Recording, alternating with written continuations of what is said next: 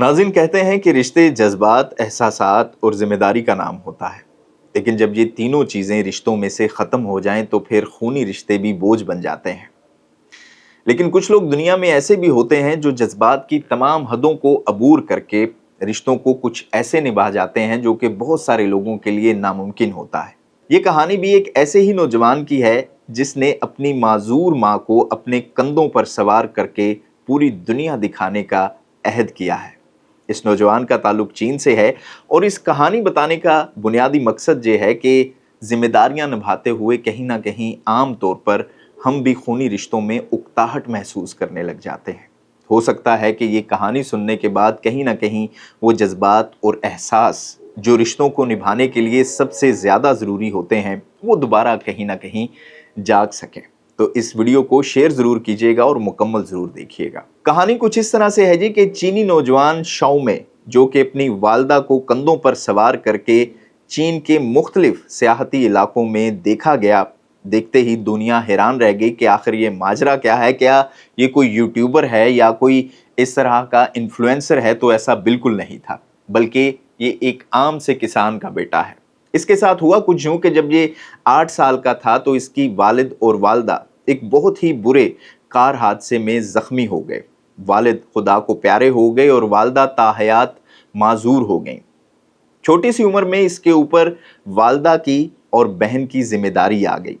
शाओमे कहता है अपनी कहानी सुनाते हुए कि वो किसान का बेटा था और बहुत अरसे तक वो अपने गांव में कपास चुनता रहा और अपनी बहन और माजूर माँ की जिम्मेदारी उठाता हुआ चलता जा रहा था। लेकिन सारी जिंदगी कभी भी उसने रिश्तों में उकताहट महसूस नहीं की। और फिर साथ में इसने अपनी तालीम को जारी रखते हुए कुछ डिप्लोमास किए, जिसके बाद इसने अपना रेस्टोरेंट बना लिया और फिर पैसे की फरावानी हो गई। बहन की शादी कर दी, वो अपने घर चली गई। पीछे से वालदा अकेली थी जिनका साथ साथ इलाज भी जारी था। खैर, वक्त के साथ साथ वालदा का जब इलाज हुआ तो वो चारपाई से व्हील चेयर पर आ गई और फिर 1 या 2 कदम चलना भी शुरू कर दिया।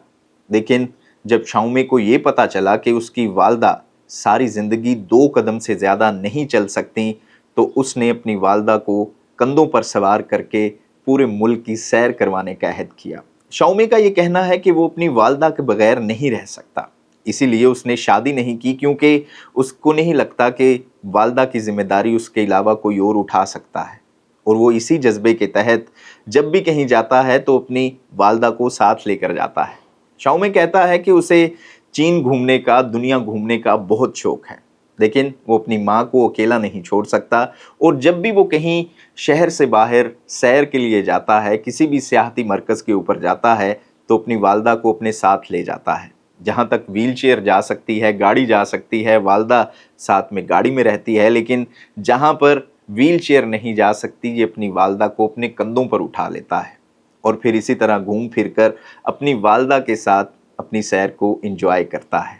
शाओमे से जब पूछा गया कि कभी ज़िंदगी में कोई ऐसा मौका आया कि जब उसने इस रिश्ते को बोझ समझा हो, जो कि सबसे ज़रूरी सवाल था, लेकिन शाओमे ने मुस्कुराते हुए जवाब दिया कि ऐसा ज़िंदगी में उसे कभी महसूस नहीं हुआ, क्योंकि उसे लगता है कि उसकी माँ ही है जो उसे समझती है और जो कुछ वो आज है वो अपनी माँ की ही बदौलत है। चाहे वो सारी ज़िंदगी चारपाई पर ही थी, लेकिन वो उसके साथ ज़रूर थी। इस हवाले से अपनी राय का इजहार ज़रूर कीजिएगा।